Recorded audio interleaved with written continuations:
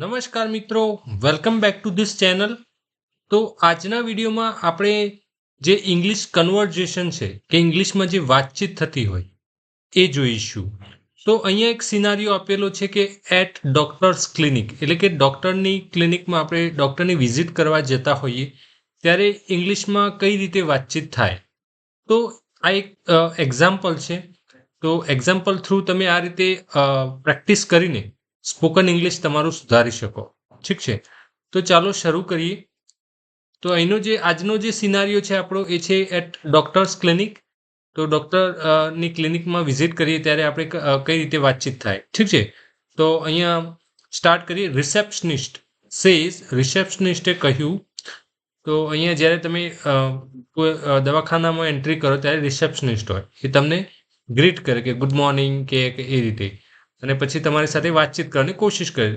તો receptionist says good morning, how can I help you. નું અહીંયા આપણે બ્રેકેટમાં એનું ગુજરાતી પણ આપેલું છે. જેમને આ રીતે એકદમ સિમ્પલ પણ હજુ એકદમ ન્યૂ હોય ઇંગ્લિશ સાથે, તો એમના માટે અહીંયા આપણે ગુજરાતીમાં પણ સમજૂતી આપેલી છે. ઠીક છે.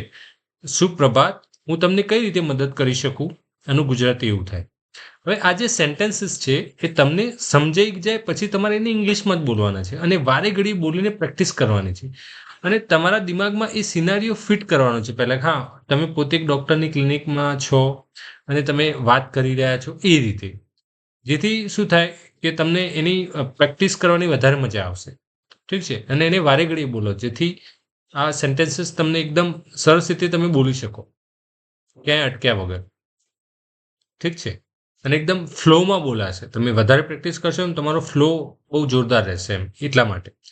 ઠીક છે, તો પછી રવિ સેઝ, રવિએ કહ્યું good morning,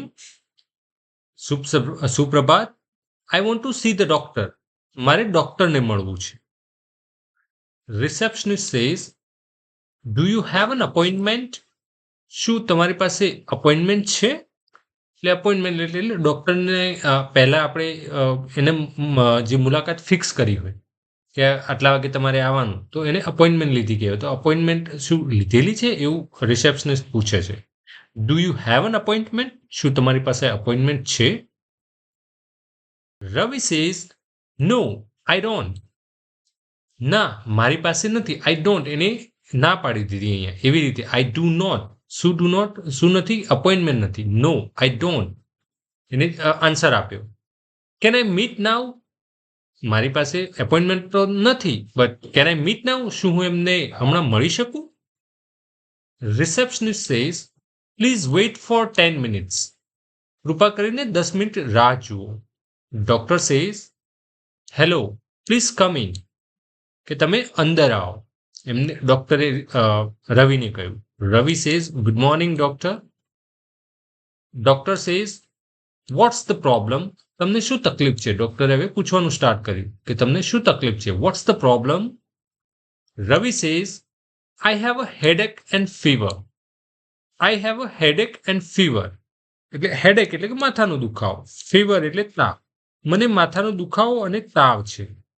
doctor says since van, ક્યારથી.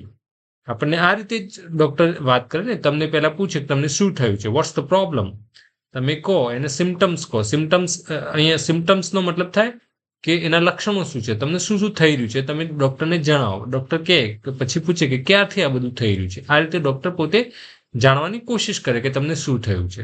તો એ બધા ક્વેશ્ચન આન્સર છે અહીંયા. તો ડૉક્ટરે કહ્યું સિન્સ વેન, ક્યારથી. રવિ સેઝ સિન્સ યસ્ટરડે ઇવનિંગ, ગઈકાલે સાંજથી. યસ્ટરડે એટલે ગઈકાલે, ઇવનિંગ એટલે સાંજ. સિન્સ યસ્ટરડે ઇવનિંગ, ક્યારથી, ગઈકાલે સાંજથી આ થઈ રહ્યું છે એને. Doctor says do you have a cold or a cough, શું તમને શરદી કે ઉધરસ છે. કોલ્ડ એટલે કે શરદી, કફ એટલે કે ઉધરસ. Ravi says yes a little cough, હા થોડી ઉધરસ છે એમ. તો doctor says don't worry, it's just a viral infection, ચિંતા ના કરો આ જસ્ટ વાયરલ ઇન્ફેક્શન છે એવું ડોક્ટરે કીધું. Doctor says take this medicine twice a day. ડોક્ટરે દવા આપી અને શું કહ્યું? આ દવા દિવસમાં 2 વાર લો. મેડિસિન એટલે દવા. ટ્વાઇસ અ ડે, ટ્વાઇસ એટલે કે 2 વાર. વન્સ એટલે 1 વાર, ટ્વાઇસ એટલે 2 વાર. એ રીતે ટ્વાઇસ અ ડે અને 2 વાર, દિવસમાં આ દવા 2 વાર લો, એવું ડોક્ટરે કહ્યું. Ravi says, should I take it before or after food? જુઓ, આ કઈ રીતે ક્વેશ્ચન પૂછાય છે તમારે એ ઓબ્ઝર્વ કરવાનું છે.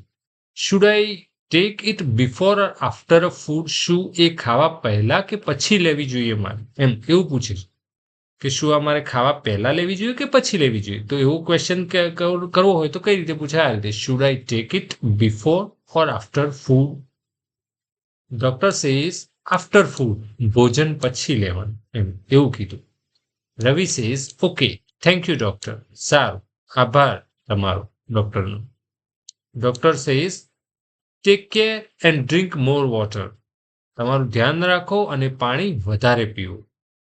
રવિ સેઝ શ્યોર, રવિએ કીધું ઓકે, ચોક્કસ. શ્યોર એટલે આપણે શ્યોરિટી આપીએ, ઓકે કે શ્યોર, એ શ્યોરિટી આપી છે એમ. સામેના જે વ્યક્તિ આપણને કશું કીધું તો એને આપણે હકારમાં જવાબ આપીએ છીએ, ઓકે શ્યોર એમ. Sure doctor, goodbye. એટલે ડોક્ટરને હવે તે ગુડ બાય કહી રહ્યો છે, એટલે કે હવે એ નીકળી રહ્યો છે ત્યાંથી, એટલે કે એમની અપોઇન્ટમેન્ટ હવે પૂરી થઈ ગઈ. તો મિત્રો, આ હતું કન્વર્ઝેશન ડોક્ટર, રિસેપ્શનિસ્ટ અને રવિ વચ્ચેનું. તો હવે તમારે શું કરવાનું છે કે આ ફરીથી વિડીયોને જોવાનું છે અને જે વાક્ય છે એને ફરીથી તમારે રિવાઇઝ કરવાનું છે, મોટેથી બોલવાના છે. તમારે જ ડોક્ટર બનીને બોલવાનું છે, તમારે જ રવિ બનીને બોલવાનું છે અને તમારે જ રિસેપ્શનિસ્ટ બનવાનું છે. અને જે વાક્ય છે તમારે બોલવાના છે અને સિનારીઓ તમારે દિમાગમાં ઇમેજિન કરવાનું છે અને પછી બોલવાનું છે. ઠીક છે? તો આ રીતે પ્રેક્ટિસ કરતા રહો અને તમારું સ્પોકન ઇંગ્લિશ ઇમ્પ્રૂવ કરતા રહો. ઠીક છે? તો મળીએ નવા વિડીયોમાં. ત્યાં સુધી બાય બાય.